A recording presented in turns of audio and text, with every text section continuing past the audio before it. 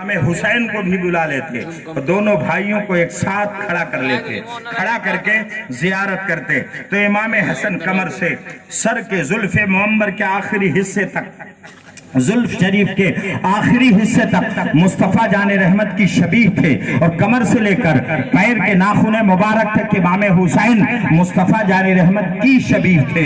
جب دیکھتے تو مصطفیٰ جان رحمت کی یاد تازہ ہو جاتا، اور وہ مصطفیٰ جان رحمت کی زیارت کی لذت حسنین کو دیکھ کر محسوس کر لیا کرتے تھے۔ اندازہ فرمائیں اور غور کریں، میرے آقا فرماتے ہیں الحسن والحسین سیدہ شباب اہل الجنہ۔ ایک حدیث شریف ہے مشکات شریف کی، مسلم شریف کی، دونوں حدیثوں میں، دونوں کتابوں میں یہ حدیث موجود ہے۔ آقا علیہ السلام فرماتے ان الحسن والحسین ریحان من الدنیا، ترجمہ ہوتا بے شک حسن و حسین میرے دنیاوی پھول ہیں۔ اسی لیے امام حسن کا لقب بھی ریحانۃ الرسول تھا۔ ریحان کا معنی کچھ لوگ لغت میں گلستان کرتے ہیں، پھولوں کا باغیچہ کرتے ہیں، اور کچھ لوگ ریحان کا معنی دو پھول کرتے ہیں۔ میرے آقا نے ریحان فرمایا تھا، ریحان دنیا فرمایا تھا، دنیا کے دونوں پھول ہیں۔ اب ذرا ٹھہریں اور دل کے اتھاہ گہرائیوں میں ڈبکیاں لیں۔ یہی وجہ ہے کہ کبھی حسن کو اپنی ران پر بٹھا لیتے، کبھی حسین کو اپنی ران پر بٹھا لیتے، اور بٹھا کر دونوں کو سونگھا کرتے تھے۔ لوگ کہتے یا رسول اللہ بچوں کو چوما جاتا ہے، آپ چومتے ہیں سمجھ میں بات آتی ہے، مگر آپ سونگتے بھی ہیں۔ تب میرے آقا نے کہا تھا ان الحسن والحسین ریحان من الدنیا، یہ حسن و حسین میرے دنیاوی پھول ہیں، میں ان سے انوکھی خوشبو پاتا ہوں، اس لیے انہیں سونگتا چلا جاتا۔ فرمائیں اور غور کریں۔ اب توجہ دیجئے اور توجہ گامزن کیجئے، اور میں آپ کو بتاؤں اللہ رب العزت کا کرم ہے کہ رب نے ان دونوں کو اتنا باوقار بنایا تھا کہ کسی سے کسی معاملے پر خط فاصل کھینچنے کے لیے ان دونوں کی عظمت کافی تھی۔ کیا مطلب یہ ہے کہ جب کوئی ٹکراتا اسلام سے تو ان دونوں کو کھڑا کر دیا جائے تو یہ بات اجاگر ہو جائے گی کہ حق کیا ہے اور باطل کیا ہے۔ کچھ لوگ نجران کے خطے کے رہنے والے تھے، سعودی عربیہ میں وہ خطہ نجران ہے جہاں کے عیسائی بڑے شہرت یافتہ ہیں۔ وہاں کہ کچھ عیسائی مصطفیٰ جان رحمت سے بات چیت کرنے کے لیے، بات چیت جب کی جاتی ہے تو اسے عربی میں مباحثہ کہا جاتا ہے۔ جب آدمی اپنی طاقت اور علمی زور آزمائی کرتا ہے تو اسے مقابلہ اور مناظرہ کہا جاتا ہے، اور جب آدمی اپنی بات نہیں مانتا، اگلے کی بات نہیں مانتا اور اپنی بات منوانا چاہتا ہے تو اسے مباہلہ کہتے ہیں۔ مباہلہ کی صورت یہ ہوتی ہے کہ تم میرے حق میں بد دعا کرو، میں تمہارے حق میں بد دعا کروں گا، جو حق پر ہوگا وہ قائم و دائم ہوگا، جو ناحق ہوگا وہ تباہ و برباد ہو جائے گا۔ آتے ہیں وہ مصطفیٰ جان رحمت سے پہلے مباحثہ کرتے ہیں اور کہتے میں جاننا چاہتا ہوں کہ حضرت عیسیٰ علی نبینا علیہ التحیۃ والثناء اللہ کے بیٹے ہیں؟ مصطفیٰ جان رحمت نے کہا معاذ اللہ۔ آپ سب بھی بولے معاذ اللہ رب العالمین۔ آقا علیہ السلام نے کہا معاذ اللہ، تم کیسی باتیں کرتے ہو؟ ان لوگوں نے کہا آپ کیسی بات کر رہے ہیں؟ توجہ سے میری بات سنیے، آپ حضرت عیسیٰ کو اللہ کا بندہ کہتے ہیں، ہم اسے قبول کرنے کے لیے تیار نہیں ہیں۔ کیا آپ نے کبھی ایسی خاتون دیکھی ہے جس کا شوہر نہ ہو وہ پاکیزہ ہو، شوہر نہ ہو وہ بطہارت ہو، شوہر نہ ہو اس کے اصول ٹھیک ہو، شوہر نہ ہو وہ تقوی اور تقوی باز و طاہرہ باز ہو، اس کے بعد بھی اس سے اگر بچہ پیدا ہو تو کیا آپ کو خبر نہیں ہے یہ اللہ کی جانب سے القاء تھا؟ مصطفیٰ جان رحمت نے اللہ رب العزت نے حضرت جبریل کو بھیجا تھا۔ حضرت عیسیٰ مریم کے بیٹے ہیں اور وہ بھی بغیر باپ کے بیٹے ہیں، اور مریم کے چادر عصمت کی حفاظت کا حال یہ ہے کہ حضرت مریم کے تعلق سے کسی طرح کی بات سوچی نہیں جا سکتی ہے۔ اللہ نے اتنا پاکیزہ بنایا ہے انہیں، آپ کیسی باتیں کرتے ہیں؟ ذرا توجہ دیجئے گا اور غور کریے گا۔ آقا علیہ السلام نے فرمایا یہ اگر بات تمہارے لیے تعجب خیز ہے کہ بغیر باپ کے کسی شخص کو دیکھا تو اسے اللہ کا بیٹا کہہ دیا، تو اس سے زیادہ تعجب خیز بات میں بتاؤں تو تم کیا کہو گے؟ کہا ہاں بتائیے۔ تو میرے آقا علیہ السلام نے فرمایا حضرت آدم اللہ رب العزت کی وہ عظیم شاہکار ہیں کہ جن کے باپ بھی نہیں ہیں اور ماں بھی نہیں. بے شک سبحان اللہ. تم کیا کہتے ہو؟ ماں بھی نہیں ہے باپ بھی نہیں ہے. تم خالی حضرت عیسیٰ کے لیے کہہ رہے ہو کہ ماں مریم ہیں, کوئی باپ نہیں ہے. گویا حضرت عیسیٰ اللہ کے بیٹے ہیں, تو آدم علیہ السلام کے لیے کیا کہو گے؟ نہ باپ ہے نہ ماں ہے, تمہارا کیا کہنا ہے؟ ان لوگوں نے کہا آپ دعویٰ کوئی پیش کر لیں, ہم اسے قبول نہیں کرتے, ہم یہ بات سننے کو تیار نہیں ہیں, ہم آپ سے مباہلہ کریں گے. توجہ دیجئے گا, مباہلہ. ابھی کچھ خبیثوں نے قرآن کی بے حرمتی پر اپنی زبان کھولی تھی, تو ان کی زبان بند کرنے کے لیے مفتی سلمان اظہری نے مباہلے کا چیلنج کیا تھا اور کہا تھا آگ جلائی جائے گی, تم بھی داخل ہوگے ہم بھی داخل ہوں گے. اسی کو مباہلہ کہتے ہیں. توجہ حاضر ہو, میرے آقا علیہ السلام نے کہا مباہلہ کرو گے؟ میں تو نہیں چاہ رہا تھا کہ تم کرو, اس لیے کہ تم بھی اللہ کی مخلوق ہو, تم تباہ و برباد ہو جاؤ, میں یہ نہیں چاہتا, مگر تم آمادہ ہو اس بات پر تو چلو ٹھیک ہے, ہم تیار ہیں, تمہاری بات قبول کر رہے ہیں. تو ان لوگوں نے ڈیٹ جگہ فکس کر دیا, اس دن ایسا ہونا ہے. گئے, تیاری بنا لیا, آنے لگے. آقا علیہ السلام نے امام حسن کو کہا الرٹ ہو جاؤ, امام حسین سے کہا ریڈی ہو جاؤ, خاتون جنت کو بلایا, کہا آپ مستعد رہیے.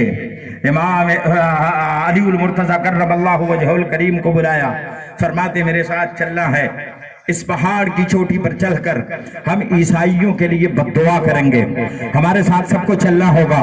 سب تیار ہو گئے.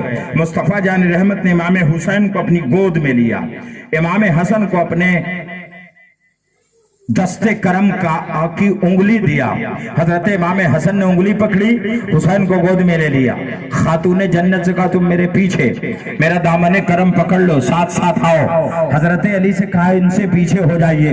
اب یہ جماعت چلی ہے, حضرت امام حسن ہیں, حضرت امام حسین ہیں, مصطفیٰ جان رحمت ہیں, علی المرتضی ہیں, فاطمہ زہرا ہیں. یہ 5 تن ہے جسے میں پنجتن بتا چکا ہوں, یہی پنجتن پاک ہیں. اب جب چل رہے ہیں, پادری آئے, وہ عیسائی آئے, عیسائیوں کے بڑے بڑے مولوی آئے, سب کی نظر پڑی اور سب نے دیکھا حضرت امام حسین کا چہرہ مصطفیٰ کی گود میں اس طرح چمک رہا تھا. حضرت امام حسن کا چہرہ آقا علیہ السلام کے پہلو میں اس طرح رونما تھا کہ عیسائی ششدر رہ گئے, آنکھیں پھٹ گئیں, اور سب کے سب مل کے ایک زبان ہو کے کہتے ہیں اما نجران کے عیسائیوں بھاگو یہاں سے, بھاگ چلو. اگر ہم لوگوں نے مباہلہ آرائی کی تو میں آج مصطفیٰ کی گود میں ایسا چمکتا چہرہ دیکھ رہا ہوں, آقا علیہ السلام کے پہلو میں ایسا اجاگر چہرہ دیکھ رہا ہوں.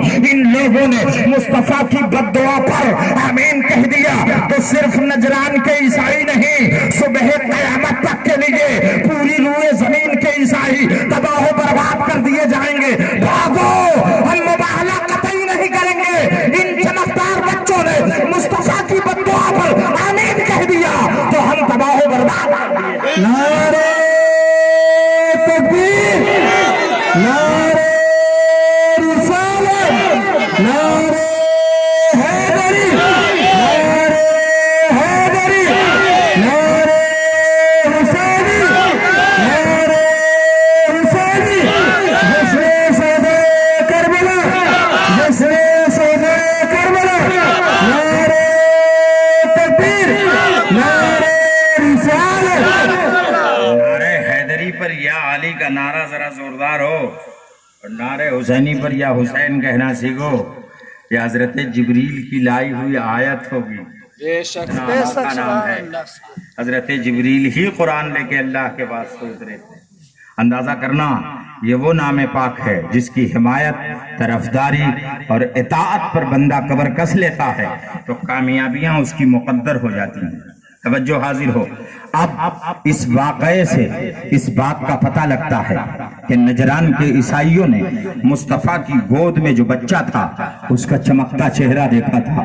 مصطفیٰ جان رحمت کی انگلی پکڑ کر چلنے والا جو بچہ تھا اس کا چمکتا چہرہ دیکھا تھا, اور کہا تھا یہ چمکتے چہرے والے بچے بددعا پر آمین کہہ دیں گے تو ہم مٹا دیے جائیں گے, تباہ کر دیے جائیں گے, برباد کر دیے جائیں گے. اس بات سے حسنین کریمین کی عظمت اجاگر ہوتی ہے, ان کی عظمت کا شہرہ آفاق پر نظر آتا ہے. اللہ رب العزت نے یہ درجات ان بندوں کو عطا فرمائے تھے۔ آپ ذرا توجہ کریں اور غور کرتے چلیں۔ اللہ رب العزت نے حسنین کریمین کو تمام تر رسومات کے ساتھ بے پناہ عظمتیں اور شریعت کی لوازمات عطا فرمائی تھی۔ چھوٹی اور ننھی عمروں میں بھی کسی کی اصلاح کرنے کا انوکھا ڈھنگ جانتے تھے۔ دونوں بھائی ایک بار مسجد نبوی شریف میں آئے، ایک بوڑھا آدمی وضو فرما رہا تھا، اس کے وضو شریعت کے مطابق نہیں تھے، درست وضو نہیں کر رہا تھا۔ اب اس بوڑھے آدمی کی اصلاح کرنی تھی۔ ظاہر ہے کہ وہ آدمی عمر دراز ہے، اسے کہنا کہ یہ ٹھیک نہیں ہے یہ اس کی بے ادبی ہوتی۔ طرز عمل دیکھیے اور قربان جائیے، خدا نے کیا طریقہ کار دیا تھا اور کیوں نہ دیتا۔ جس کے گھر جبریل آئیں تو بامؤدب آئیں، جبریل آئیں تو ادب کے ساتھ آئیں، بھلا اسے ادب کون سکھائے گا؟ وہ ہر ایک کی ادب کرنا جانتے ہیں۔ امام حسن نے برجستہ اس بوڑھے آدمی کے سامنے کہا، اماں بھائی تم صحیح وضو نہیں کر پاتے ہو۔ امام حسین نے کہا کیسی بات کرتے ہیں، میں صحیح وضو کر لیتا ہوں، آپ صحیح وضو نہیں کر پاتے۔ امام حسن نے کہا یہ بات ٹھیک نہیں ہے، اگر یہ بات ٹھیک ہے کہ آپ بھی صحیح وضو کر لیتے ہیں، میں بھی صحیح وضو کر لیتا ہوں، تو آئیے وضو کر کے دیکھتے ہیں۔ اس چچا میاں کو مخاطب کیا اور کہا ایسا ہے ہم دونوں وضو کر رہے ہیں اور آپ ہم لوگوں کو ذرا دیکھیں، ہم دونوں بھائی میں وضو کس ڈھنگ سے کون کرتا ہے، صحیح ڈھنگ کس کا ہے، بہترین وضو کون کر رہا ہے۔ حضرت امام حسن بھی وضو بنانے لگے، اس بوڑھے میاں نے نظارہ کیا، امام حسین نے بھی وضو بنانا شروع کیا۔ ان بوڑھے میاں نے دیکھا اور دیکھنے کے بعد شرمشار ہو کر نگاہیں جھکا لی اور کہتے ہیں اماں تم دونوں ایک دوسرے کا اصلاح کر رہے تھے یا میری اپنی اصلاح کر دیے؟ خبردار، میں تو اس معاملے میں جاہل کی حد تک تھا، مجھے پتا نہیں تھا کہ وضو کا صحیح ڈھنگ کیا ہے۔ ہم نے آپ لوگوں کے وضو کا طریقہ کار دیکھ کر وضو کرنے کا شعار سیکھ لیا۔ بے شک سبحان اللہ۔ غور کریے، اللہ نے وہ عظمت بحال فرمائی تھی۔ یہی وہ بچے ہیں جب اپنے گھروں میں بھوک سے رونے لگتے تھے تو خاتون جنت پالکی میں سلا کر جھولا جھلا کر انہیں سمجھا بجھا کر کسی طرح سلانے کی کوشش کرتی تھیں۔ جب ان لوگوں نے روتے روتے یا آپ کھانا مانگتے مانگتے زیادہ مدت گزار دیتے، وقت لگ جاتا، تب آپ دعا کرتی تھیں۔ انہی کے گھر اور آنگن میں جنت سے کھانا اترتا تھا اور یہی وہ شخص ہیں جن کے لیے اترتا تھا۔ کیا عظمتیں رب نے عطا فرمائی تھی۔ ہمارے بچے بلک کے تھک جائیں تو کھانا محلے سے ملے اسی پر بس ہے، آسمان بھلا جنت سے کھانا کہاں اترنے والا ہے؟ جن کے لیے جنت سے کھانا اترتا ہوگا وہ کتنی کتنا باعظمت ہوگا، کتنی قدردانی ہوگی اس کی، کتنا باوقار ہوگا وہ، اس کا اندازہ نہیں لگایا جا سکتا ہے۔ اندازہ فرمائیں، اب کوئی یہ نہ سمجھے گا کہ گھر میں کھانا نہیں تھا تو امام حسن و حسین کے گھر غریبی تھی، گھر میں کھانا نہیں تھا تو فقر و فاقہ کی زندگی گزار رہے تھے۔ اما ایسا کچھ نہیں ہے۔ اللہ رب العزت کا کرم کہ اس نے ان لوگوں کا شروعاتی نعرہ تھا الفقر و فخری، کیا مطلب؟